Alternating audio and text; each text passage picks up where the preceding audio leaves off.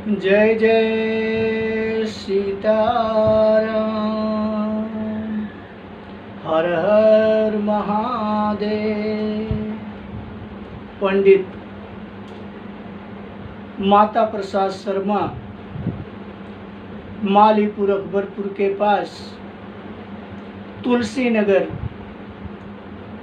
Station के पास हरिपुर नारायणपुर आपका गांव है। आप द्वारा रचित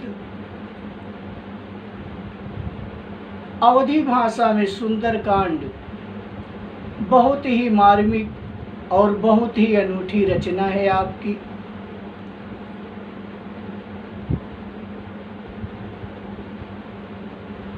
सुंदरकांड के एक प्रसंग में जहां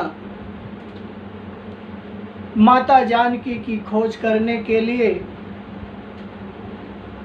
जामवंत अंगद नल नील हनुमान आज वानरों की सेना दक्षिण दिशा की तरफ जाती है।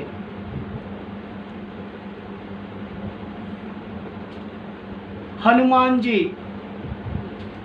समस्त वानर सेना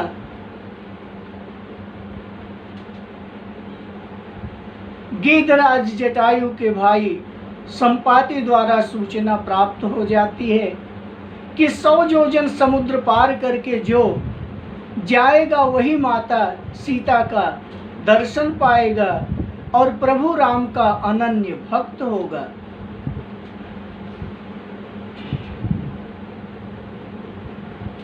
निज निज बल सब काहुई भाखा पार जाई करी संशय राखा। समस्त सेना अपने अपने बल का वर्णन करती है कि मैं इतना योजन जा सकता हूँ, मैं इतना योजन जा सकता हूँ।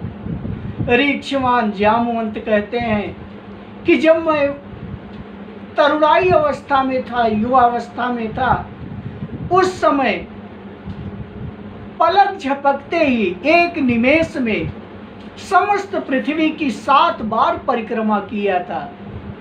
नहीं बल रहा प्रथम लवलेसा। वो हमारा आज बल होता तो प्रभु के काम का यश मुझे अवश्य मिल जाता। पंडित माता प्रसाद शर्मा द्वारा रचित अवधी सुंदरकांड का एक बहुत ही रोचक प्रसंग है। इसे अपने श्रवण करते हैं।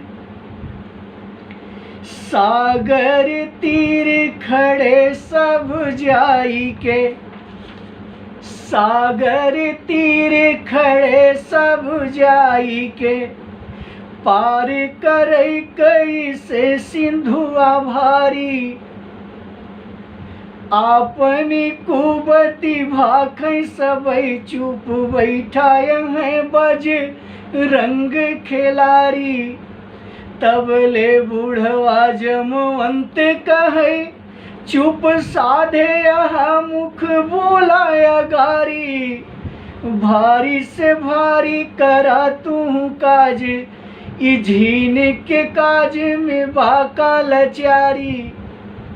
याद करा जब दोनों भाई उठाई के कांधे पे तू लिया। राखौ लखन के सथवा सुग्रीव के कष्ट तू ही त मिटाया।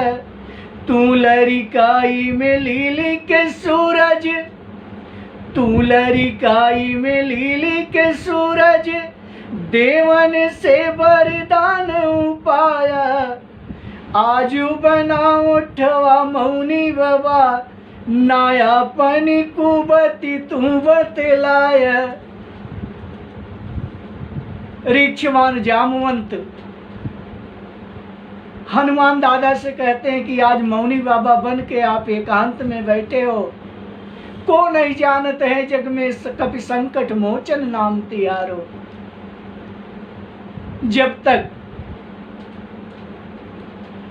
भक्त अपनी स्वयं बड़ाई सुनता है तब तक उसके अंदर रोमांच नहीं होता, उसके अंदर फुर्ती नहीं आती। हनुमान दादा का अजीब व्यक्तित्व है। जब तक जामवंत जी हनुमान दादा की बड़ाई कर रहे थे कि आपने सूर्य भगवान को निगल लिया, आपने ये किया वो किया, जब तक बजरंगबली के व्यक्तित्व का जब तक उनकी बड़ाई कर रहे थे, तब तक उनके अंदर कोई परिवर्तन नहीं दिखाई दिया। लेकिन जैसे ही प्रभु राम के काज का नाम हनुमान दादा के कान में पड़ता है, उनके अंदर रोम रोम पुलकित हो जाता है कि प्रभु राम के काज के लिए पंडित माता प्रसाद शर्मा द्वारा एक बार बातचीत हुई थी। उन्होंने बताया था कि हनुमान दादा को ऐसा भूलने का श्राप मिला था कि आपके अंदर कितना बल है, कितनी ताकत है, आप भूल जाओगे। क्योंकि बाल्यावस्था में हनुमान दादा बहुत ही शरारती, बहुत ही हास्य विनोद वाले थे। ऋषि मुनि जहां तपस्या कर रहे हों, पूरा का पूरा उनका मंच उठा करके अन्यत्र रख दिया करते थे। इसलिए उन्हें श्राप था कि जब कोई तुम्हें याद दिलाएगा, तुम्हारे बल के बारे में बताएगा, तब तुम्हें याद होगा, अन्यथा तुम्हें अपनी बल की, अपनी ताकत का अंदाजा नहीं होगा कि आप क्या कर सकते हो। तभी जामवंत जी ने उन्हें इंगित किया, उन्हें सूचना दी, उनको बताया, सचेत किया कि कौन सुकाज कठिन जगमाई, जो नहीं हो तात तुम पाई, राम काज लगित अवतारा, और सुनते भय पर्वताकारा। प्रभु राम के सेवक हैं और उनका ये अनन्य कार्य है, तो ऐसे कार्य को करने के लिए हनुमान दादा तुरंत प्रस्तुत हुए। देखिए पंडित जी ने कितना ही मधुर और कितना ही सुंदर वर्णन किया है इस बात का। सुनते बतियारी छिराज के आज, हे कहीं अंजनी के सपूत दुलारे, जाते यही हम सागर पार, तू बैठा रहा सब काले किनारे, जौने कहा कर वही वो तनय, कही दात चलाया ही रावण मारी, और माई के लाई उठाई, हाँ चिरकुट गिरी का लाई उपारी। जामवंत जी से हनुमान दादा कहते हैं कि आप जितना कहो मैं उतना ही करूंगा। आप अगर कहते हो तो मैं वहां जा करके समस्त लंका नगरी को समुद्र में डुबो दूंगा, 10 कंधर का सिर काट दूंगा, और माता जानकी को अपने कंधे पर बिठा करके प्रभु राम के समीप ले आ दूंगा। आप जितना कहो उतना मैं करने के लिए तैयार हूं। लेकिन जामवंत बताते हैं नहीं, इतना मत करना, जितना प्रभु का आदेश है। खाली हमको यही पता लगाना है कि माता जानकी कहाँ हैं और कैसे हैं, किस हाल में हैं। प्रभु राम द्वारा जो मुद्रिका निशानी आपको मिली है, उसे माता को दिला के विश्वास दिलाना, और इतना और याद रखना, क्योंकि सेना से और दूत से स्वामी का अस्तित्व बना रहता है। लंका में जाकर के माता का पता लगाना, और आवश्यक अगर समझना तो लंका की गुप्त विधियों का, समस्त लंका की सैन्य व्यवस्था की जानकारी भी लेते आना, और प्रभु राम के अनन्य सेवक हो, दूत हो, तो हनुमान को थोड़ा टेलर भी दिखा देना कि जिसका एक छोटा सा दूत इतना कुछ कर सकता है, उसके स्वामी कितने पावरफुल होंगे। इस बात का थोड़ी झलक उसको दिखा देना। हनुमान दादा से कहते हैं, देखिए आगे की बात, जानत बाटी तोहार बला, हे हनुमान दादा मैं आपके बल को अच्छी तरह जान रहा हूं। जानत बाटी तोहार बला, बलकारी अगारी न पैर बढ़ाया, जाई मुहा लखी के जननी सिय मातु निशानी कुछौले आया। पार करा गुने आगर सागर, तू अगवा चतुराई से जाया। और एक महीना के बीच में आई, कथा वहाँ कई हमसे तू सुनाया। हे बजरंगी, इतना अवश्य ध्यान रखना कि समय की लिमिट है, समय की सीमा है, अवधि का प्रतिबंध है। यहाँ 1 महीने के अंदर वानर राज सुग्रीव का ये आदेश है कि 1 महीने के अंदर सीता माता की खोज करके आप लोगों को वापस आना है। अगर सीता माता की खोज नहीं किए तो हम लोग अपना मुंह वानर राज सुग्रीव को नहीं दिखाएंगे। इसी सागर के तट पर के जल में समाधि ले लेंगे, लेकिन वापस ऋषिमुख अपने जाएंगे नहीं। तो हे बजरंगी, इतना अवश्य करना कि वहां जाकर के माता का पता लगा लेना, थोड़ा बल रावण की सेना को भी दिखला देना, और अवधि का निश्चित रूप से ध्यान रखना कि 1 महीने का समय मिला है तो 1 मास का ही समय रखना। माता जानकी को निशानी देना, उनकी निशानी ले आकर के प्रभु राम को विश्वास दिलाना। जामवंत जी की नीतिमय बात सुनकर के हनुमान दादा तो बुद्धि विवेक विज्ञान निधाना, इनके लिए तो कोई कार्य असंभव है नहीं। जिसके ऊपर स्वयं प्रभु राम का हाथ है, वरद हस्त है। क्योंकि समस्त सेना जब सीता खोज के लिए राम से विदा होती है तो पाछे पवन तनय सिरुनावा, पाछे पवन तनय सिरुनावा, जानि काज प्रभु निकट बोलावा। प्रभु तो अंतर्यामी पहचान जाते हैं कि जिनके अंदर तुच्छ बल होता है वो ज्यादा दिखावा करते हैं, लेकिन जो बल के, बुद्धि के, ज्ञान के आगार हैं, ऐसे पवन तनय कितने धीर और गंभीर हैं। पूरी सेना विदा होकर निकलती है, सबसे पीछे पवन तनय जाकर के प्रभु राम को प्रणाम करते हैं। जानि काज प्रभु निकट बुलावा।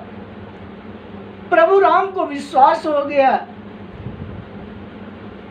कि हनुमान हमारा निश्चित ही कार्य करेगा। इसलिए हनुमान जी से कहते हैं कि हे वत्स, ये हमारी मुद्रिका लो, सीता को निशानी के तौर पे दे देना, और वापस उसका कुशल क्षेम पूछ करके उसकी कोई निशानी हमें ले आना।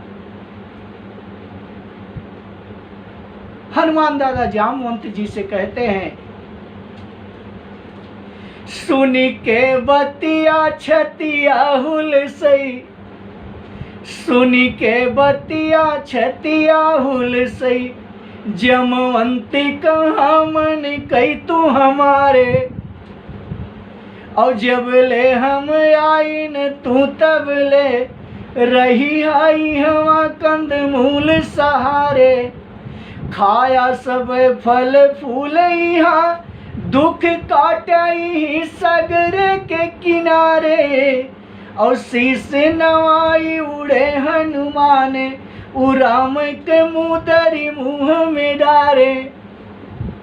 हनुमान दादा समस्त सेना से सांत्वना देते हैं और कहते हैं कि आप यहीं सागर के किनारे कंदमूल फल खा करके हमारा इंतजार करना। प्रभु राम के आशीर्वाद से मैं बहुत ही अल्प समय में आकर के शुभ समाचार दूंगा। जामवंत जी द्वारा विदा लेकर के हनुमान दादा निकलते हैं और प्रभु राम द्वारा दी गई मुद्रिका को मुंह में डाल करके जय श्री राम का सुमिरन करके अहनाद करके सागर के ऊपर चलने लगते हैं। लेकिन यहां जाते पवन सूत देवन देखा, देवता लोग पवन पुत्र हनुमान को प्रभु राम जी के कार्य में जाते हुए देख करके उनकी परीक्षा लेते हैं। समुद्र के बीच में मैनाक पर्वत को स्थित करते हैं और कहते हैं कि हनुमान दादा से कहो कि थोड़ा विश्राम कर लें, क्योंकि हनुमान दादा ने कसम ली थी, शपथ ली थी, राम काज कीने बिना मोहि कहाँ विश्राम।